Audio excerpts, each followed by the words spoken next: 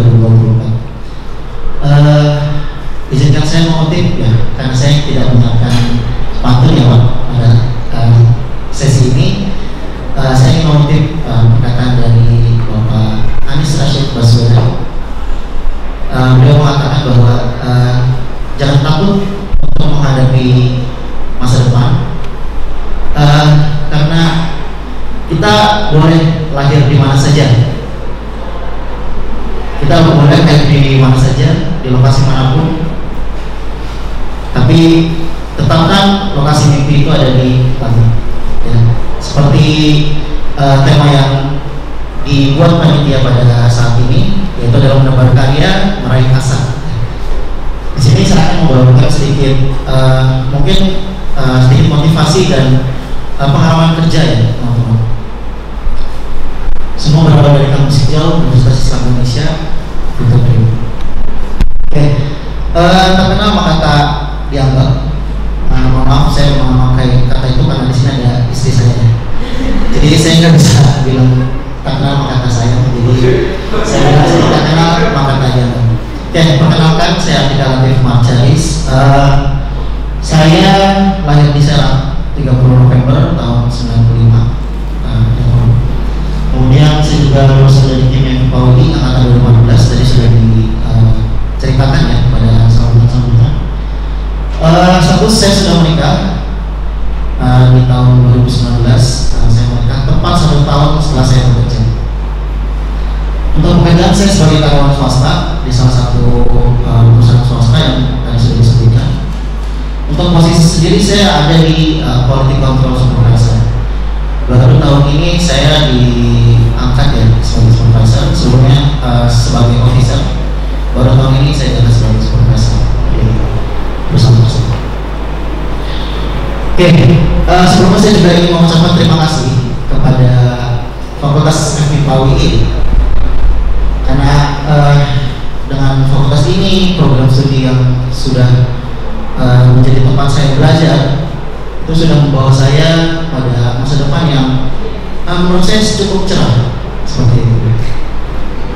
Terus kemudian pendidikan dan pengetahuan yang ada juga itu sangat membantu saya pada saat saya meniti karir.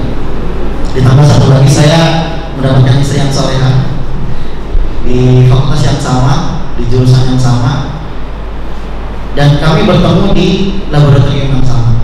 Pada saat itu kami satu bimbingan di Prof. Rudi Syaputra. Jadi kami bertemu di situ. Saya lulus sekitar 4,0 tahun ya. Jadi ini bisa dibilang ini adalah tahun kelulusan yang tidak cepat dan juga tidak lambat ya. Ini pas 4 tahun. Kemudian saya mendapatkan kerja kurang dari 60 hari pada saat itu. Saya lulus di sekitar November tahun 2018 maaf. Terus kemudian di tahun 2019 sekitar bulan Januari saya mendapatkan pekerjaan. Jadi tidak sampai 2 bulan saya menunggu untuk mendapatkan pekerjaan setelah saya lulus. Terus kemudian setelah 1 tahun saya menikah, padahal pada saat itu saya menargetkan bahwa saya akan menikah di 2 tahun yang akan datang, tapi takdir berkata lain. Jadi saya menikah di 1 tahun setelah saya lulus.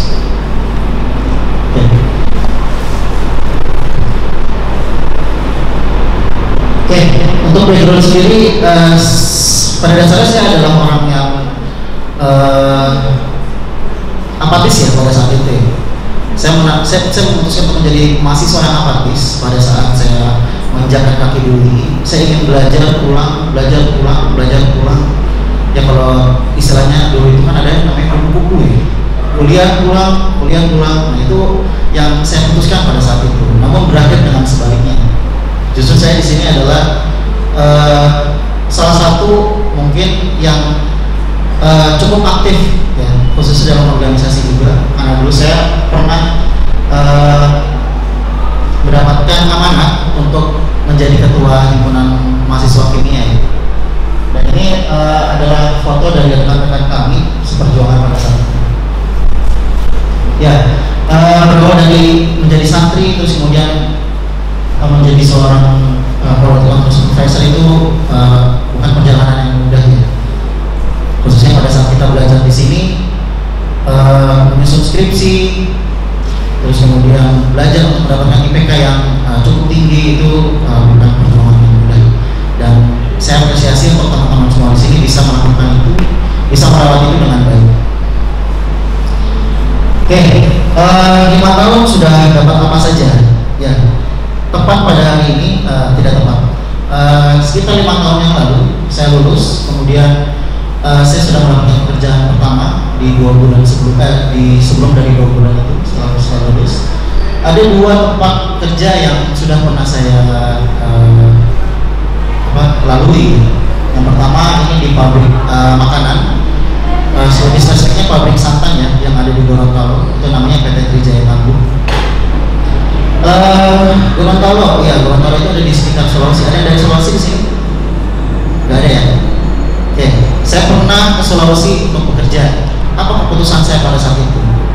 Karena kondisinya saya juga itu jauh dari rumah ya. Dan Sulawesi adalah tempat yang belum pernah saya bayangkan untuk tinggal di sana. Tapi pekerjaan membawa saya ke sana, sehingga saya harus seperti itu. Ya, jadi selama 1,5 tahun kira-kira saya bekerja di PT Trijaya Tangguh sebagai Chemical Laboratory Coordinator di Departemen Quality Control. Terus kemudian gak lama setelah 1,5 tahun tersebut, di tahun 2020 tepatnya, saya direkrut oleh Lautan Super Chemical, di mana untuk Lautan Super Chemical ini adalah sangat berseberangan ya bidangnya. TJT itu adalah pabrik makanan, food and beverage industry, sedangkan LOC, Lautan Super Chemical, adalah chemical industry. Nah, ini sangat berseberangan dan ini mungkin terjadi seperti itu. Nah, sudah sekitar hampir 4 tahun saya bekerja di Lautan Super Chemical, dan sampai saat ini saya sudah dipromosikan 2 kali. Yang pertama menjadi officer, dan yang kedua baru di tahun ini itu sebagai supervisor quality control. Ya, saya juga ingin mengutip perkataan dari Bapak yang ada di sini. Tahu ya semuanya Bapak ini? Ada yang nggak tahu? Ya, ini adalah Bapak Muhammad Yusuf Hamka, di mana beliau ini adalah seorang pengusaha yang sangat rendah low profile. Beliau humanis, beliau juga sangat dermawan. Beliau pernah mengatakan seperti ini: jangan berpikir untuk menjadi seorang karyawan, tapi mulailah berpikir untuk menjadi bos. Nah, kira-kira apa maksudnya ini? Sedangkan sangat kurang realistis ya ketika kita baru lulus kuliah terus kemudian berpikir untuk menjadi bos. Mungkin ada, tapi kesempatan itu tidak terjadi di semua orang ya, karena pada dasarnya rata-rata dari kita itu adalah memulai karir itu dengan bekerja ya, bekerja untuk orang, terus kemudian menjadi karyawan. Itu adalah awal dari step kita. Nah, maksudnya adalah kita setelah ini mungkin kita akan meniti karir, bekerja, terus kemudian jangan berpikir terus-menerus untuk menjadi karyawan. Pada saat kamu kerja, pada saat kalian kerja, mulailah berpikir gimana caranya di masa yang akan datang saya akan menjadi seorang pengusaha atau seorang bos yang bisa mempekerjakan orang lain juga, seperti itu. Bagi beliau, matematika beliau itu adalah 1+1 bukanlah 2, tapi matematika bagi beliau itu adalah 1 ditambah 1 sama dengan 11. Yang dimaksud ini adalah profit ya, atau pendapatan yang dia ingin dapatkan, seperti itu. Ketika kita jadi karyawan, 1+1 sama dengan 2, dan itu sudah pasti hingga kapanpun 1+1 sama dengan 2. Tapi bagi beliau sebagai seorang pengusaha, 1+1 itu sama dengan 11, yang mungkin profit itu akan mendapatkan begitu lebih banyak dibandingkan dengan sebagai seorang karyawan saja. Namun beliau tambahkan 1 tambah 1 juga bisa jadi -11 ya. Itu adalah prinsip dari pengusaha. Karena bisa jadi kalau kita berusaha kita mendapatkan untung banyak, tapi bisa jadi juga kita rugi banyak. Seperti itu, karena itu adalah resiko yang diambil ketika kita memutuskan menjadi pengusaha. Oke, sepanjang karir ya, kita ini akan melewati 3 fase dalam berkarir. Mungkin dimulai dari teman-teman yang lulus dari sekolah sekitar umur 22 tahun ya, rata-rata itu akan memulai karir dari situ. Untuk fase yang pertama ini ada yang namanya discovery phase, di mana discovery phase ini adalah mereka masih giat mencari dan meraih mimpi ya, untuk masa yang akan datang. Dampaknya adalah mungkin mereka akan ingin yang namanya pengalaman ya. Karena kalau misalnya kita lihat pada saat ini banyak sekali perusahaan-perusahaan yang mencari pekerja yang sudah berpengalaman seperti itu. Nah, minim dari kita itu adalah minim pengalaman, dan itu ya sangat wajar. Untuk yang kedua ini adalah consolidation phase, di mana ini dimulai di sekitar tahun 30 tahun hingga 40 tahun yang akan datang. 30 tahun hingga 40 tahun di usia kita. Biasanya untuk pada tahap ini mereka itu sudah berpikir realistis, terus kemudian orientasi kerjanya juga sudah terarah seperti itu. Dampaknya adalah biasanya di fase ini kita akan dihadapkan dengan pilihan-pilihan karir. Apakah kita mau lanjut ke dalam karir yang seperti ini atau kita berbelok? Maksudnya itu mungkin ke usaha. Kalau kita mau ke usaha atau kita mau terus menjadi karyawan, itu mungkin adalah maksud yang dimaksud oleh Bapak Alun atau Bapak Yusuf Anggar. Sedangkan untuk maturity phase yang ketiga ini adalah fase di mana kita mungkin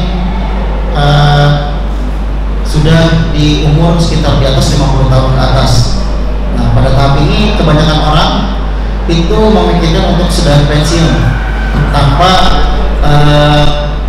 kehilangan produktivitasnya. Di fase ini juga ketika kita berhasil melewati fase 1 dan fase kedua, maka kita akan menikmati fase maturity phase ini dengan cukup bekal pengalaman yang banyak, terus kemudian edukasi yang tinggi, dan kita bisa jadi pada masa ini akan menjadi seorang konsultan atau dan lain sebagainya. Oke, sedikit bercerita terkait pengalaman bagaimana saya mencari kerja pada saat itu. Kalau Mahatma Gandhi mengatakan masa depan Anda tergantung pada apa yang Anda lakukan hari ini.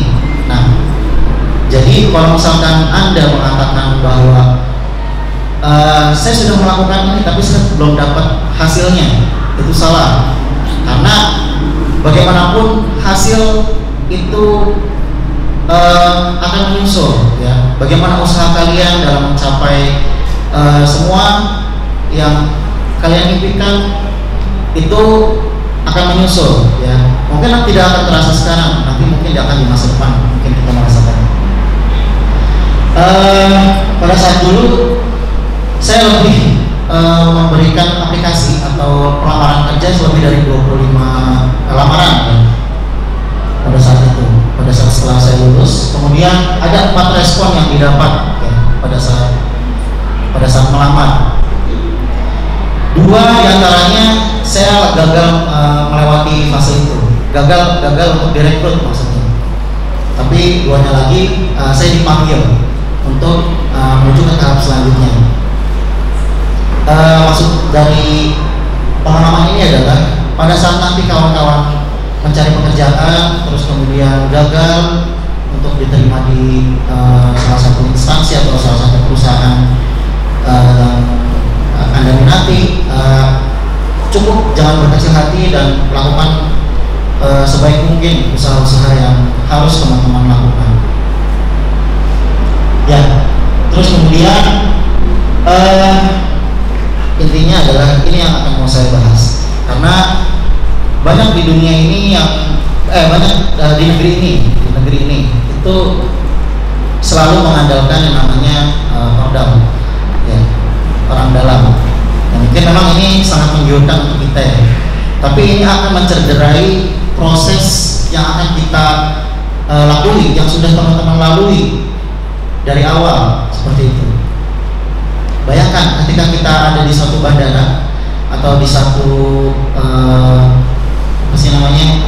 taman hiburan, ya, ada yang namanya fast track ya. Fast track itu kan kita bayar tiket itu lebih mahal, betul, untuk kita menghindari yang namanya antri. Nah, kita analogikan ordal itu seperti itu. Nah, kalau misalkan di bandara biasanya itu mereka akan cepat masuk karena dua hal. Yang pertama ketika dia memiliki tiket yang mungkin bisnis kelas atau di atasnya, maka dia akan bisa masuk langsung secara eksklusif. Yang kedua itu adalah mungkin disabilitas, mohon maaf ya. Nah, kalian tinggal pilih aja, kalian mau ada yang di posisi yang mana. Kalau misalkan teman-teman itu mendapatkan kerja bukan karena rekomendasi atau dan lain sebagainya,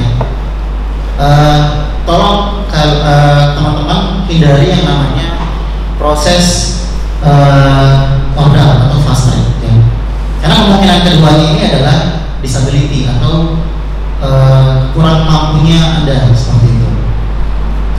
Apakah teman-teman ingin masuk kerja dalam proses itu? Karena ketika kita bicara disability, sudah pasti kita sudah menganggap bahwa kita ini tidak mampu untuk masuk ke dalam instansi atau perusahaan yang kita maksud, seperti itu. Jadi mulai saat ini saya berpesan kepada teman-teman semua untuk beranikan diri berjuang secara fair dan percaya diri. Itu adalah kunci supaya teman-teman tidak mengkhianati dari proses-proses yang sudah teman-teman lakukan selama ini.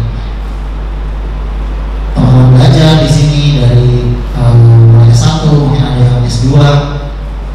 Ketika ujung-ujungnya teman-teman bekerja itu menggunakan fast track akses, itu sama saja mencederai proses yang sudah teman-teman lalui selama ini. Seperti itu. Oke. Selanjutnya adalah terkait turnover. Nah, ini mungkin salah satu kisi-kisi yang mungkin bisa saya sampaikan kepada teman-teman pada saat ingin mencari pekerjaan. Ya, banyak di luar sana perusahaan-perusahaan yang mengalami naik turunnya masuknya karyawan. Ya, ini adalah tanda ya. Turnover adalah proses pergantian pegawai pada sebuah perusahaan atas inisiatif pribadi maupun keputusan dari manajemen internal seperti PHK. Nah, ketika teman-teman menganalisa di suatu perusahaan sering melakukan rekrutmen dengan posisi yang sama, itu bisa jadi di perusahaan tersebut memiliki turnover yang sangat tinggi. Apa sih ciri-cirinya? Ciri-cirinya itu kemungkinan dari lingkungan kerja yang mungkin kurang kondusif. Mungkin rekan kerja atau bos sendiri itu tidak menyamankan kita yang bekerja di sana. Yang kedua adalah jenjang karir. Mungkin harapan untuk naik sebagai manajer atau asisten manajer itu cenderung kecil. Bahkan untuk naik dari operator ke foreman atau officer itu sungguh kecil, sehingga jenjang karir ini adalah tidak adanya harapan untuk teman-teman berkembang di dalam perusahaan tersebut. Kemudian yang ketiga biasanya dari hak karyawan. Nah, hak karyawan ini apa saja kira-kira yang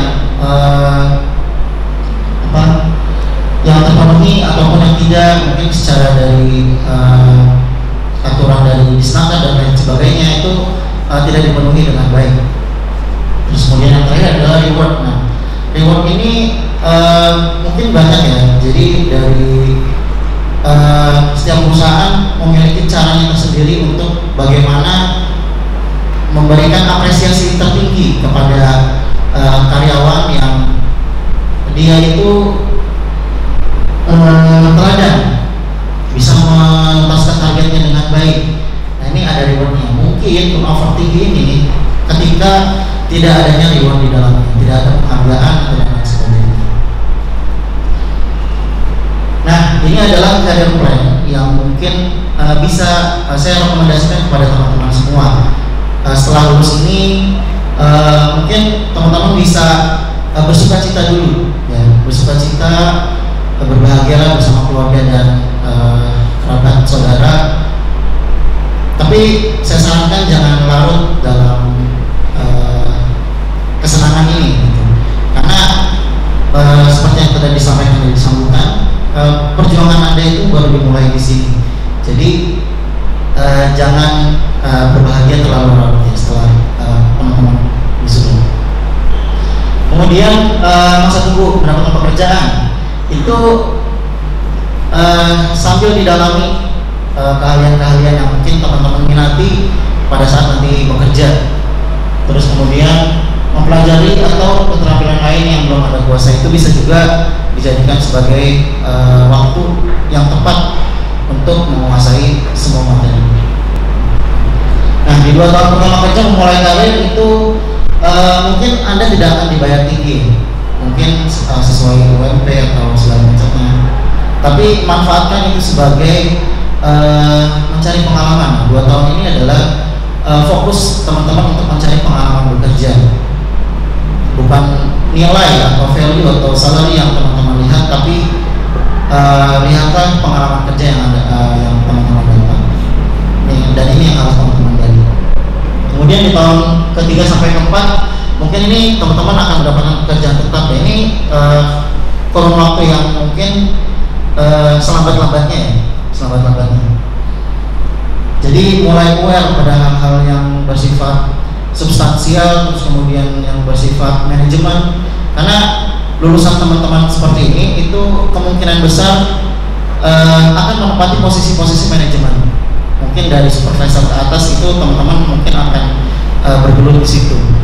Jadi mulai pelajari bagaimana cara mengelola departemen dan sebagainya. Mungkin teman-teman yang pernah di organisasi sudah punya nilai plus ini. Terus di tahun kelima sampai ke 9 ya, biasa memikirkan jenjang karir. Di tahun 9 sampai ke 12 setelah lulus itu mungkin akan berpikir untuk merintis usaha baru atau mencari jalan yang lain. Tadi yang saya katakan itu di consolidation phase yang sebelum saya sampaikan. Mungkin di tahun ke-12 ke atas itu akan mungkin menjalankan usaha dan lain sebagainya. Dan di tahun selanjutnya itu mungkin habiskan waktu keluarga dengan bahagia gitu. Nah, tadi yang saya sampaikan, jangan jadi karyawan selamanya, tapi pikirkanlah bagaimana caranya teman-teman itu bisa memulai usaha sendiri seperti itu, supaya kita tidak bergantung pada pendapatan yang tetap.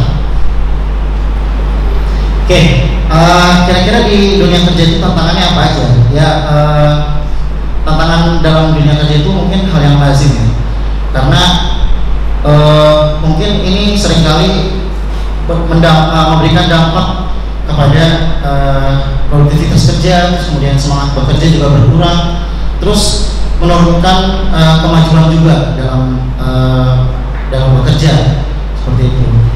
Banyak macam-macam gangguan atau tantangan yang ada di perusahaan.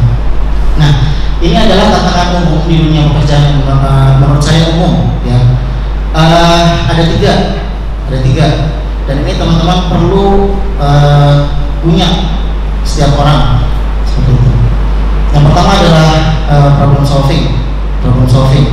Dengan problem solving ini teman-teman pasti akan gunakan ya. Di dunia kerja pasti ada masalah, tapi masalah itu pasti akan datang bersama dengan solusinya. Jadi bagaimana kita membawa penyelesaian itu dengan baik ya. Kadang kita berbicara terkait asumsi pada saat ada masalah, dimana kita lupa bahwasannya asumsi itu bukan berdasarkan fakta dan data. Jadi kita harus melihat fakta dan data di lapangan Kalau Albert Einstein pernah mengatakan bahwa jika saya diberikan waktu 1 jam untuk menyelamatkan bumi, maka beliau akan menghabiskan waktu 59 menit untuk mendefinisikan masalah itu dan akan menggunakan 1 menit terakhir untuk menyelesaikannya. Nah, jadi sebagai serumit itu penyelesaian masalah itu, karena pada dasarnya penyelesaian masalah itu adalah bukan solusinya, tapi bagaimana kita bisa merumuskan apa masalahnya, apa akar masalahnya. Karena dengan akar masalah yang jelas, kita akan mengambil keputusan yang tepat pada saat penyelesaian tersebut. Nah, yang kedua adalah komunikasi juga penting ya. Ini bagaimana cara kita berbicara kepada orang yang mungkin lebih tua dibanding kita, terus berbicara kepada atasan, berbicara kepada sesama tim. Nah, ini juga penting dilakukan seperti itu. Penting teman-teman punya seseorang atau kelompok yang saling bertukar informasi atau pendapat agar tetap saling terhubung, yaitu bagaimana kita bisa mengumpulkan informasi sesama tim. Ya, ini teman-teman juga wajib punya. Jadi mungkin di suatu kesempatan teman-teman akan menjadi seorang atasan bagi operator mungkin atau analis dan lain sebagainya. Itu teman-teman harus belajar dari sekarang bagaimana menjelaskan itu dengan baik, dengan sopan, ya. Terus kemudian dengan adab juga. Nah, itu perlu. Kemudian leadership, ya.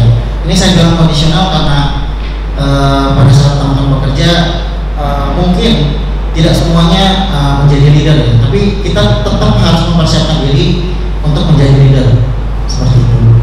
Dimana leadership itu adalah kemampuan seseorang untuk memimpin dan mengkoordinasi sebuah kelompok untuk mencapai tujuan tertentu. Manfaatnya banyak ya untuk leadership ini. Jadi biasanya leadership ini ketika kita sudah memiliki, kita akan mudah dipromosi di suatu perusahaan di tempat kita bekerja. Terus kemudian kita juga bisa memberikan semangat kepada anggota tim. Ya. Ini juga salah satu komponen dari leadership seperti itu. Oke, bicara terkait leadership. Nah, di sini ada 2 gaya kepemimpinan yang berbeda. Bisa yang satu kita sebut bos, yang satu kita sebut leader. Ya, kita sebut leader. Saya ada reward buat teman-teman semua di sini.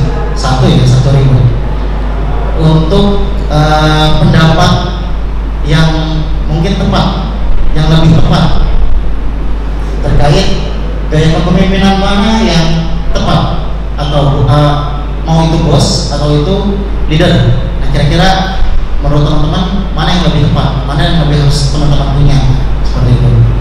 Dan beritahu kami mana yang akan kalian gunakan. Nanti ini tolong direspon terkait pertanyaan ini di akhir sesi. Di sesi diskusi saya minta teman-teman berpendapat terkait hal ini. Nanti saya akan ada satu reward untuk teman-teman yang jawabannya bagus. Oke, ini sangat penting. Oke, tadi terkait tantangan leadership, problem solving, terus kemudian ada communication skill juga. Nah, ketiga tadi itu adalah skill ya, atau kemampuan yang mungkin kita juga harus miliki seminimal mungkin gitu. Tapi jangan lupakan adab ya, karena orang beradab sudah pasti berilmu, tapi kalau orang berilmu belum tentu beradab gitu. Di dunia kerja juga sama, ini sangat-sangat dibutuhkan ya, bagaimana kita menyikapi orang yang lebih tua dibandingkan kita ya, walaupun dia adalah posisinya bawahan, tapi tetap adab harus dijunjung tinggi seperti itu. Karena dengan adab kita dihargai, kita dihormati, sekalipun kita lebih muda dibandingkan mereka seperti itu. Nah, ini harus dijunjung tinggi. Nah, kalau dari Imam Ibnu Al-Mubarak berkata, sedikitnya sopan santun atau adab lebih berharga daripada banyaknya ilmu. Jadi percuma teman-teman punya banyak ilmu, sertifikasi banyak, terus kemudian pengalaman kerja banyak, tapi kalau tidak beradab sama saja itu nol, seperti itu. Contoh kayak yang minimalnya aja, kita bertemu orang yang mungkin lebih tua dibanding kita, salaman seperti itu, menundukkan badan, membungkuk, itu adalah tanda bahwa kita menghormati lawan bicara seperti itu. Kalau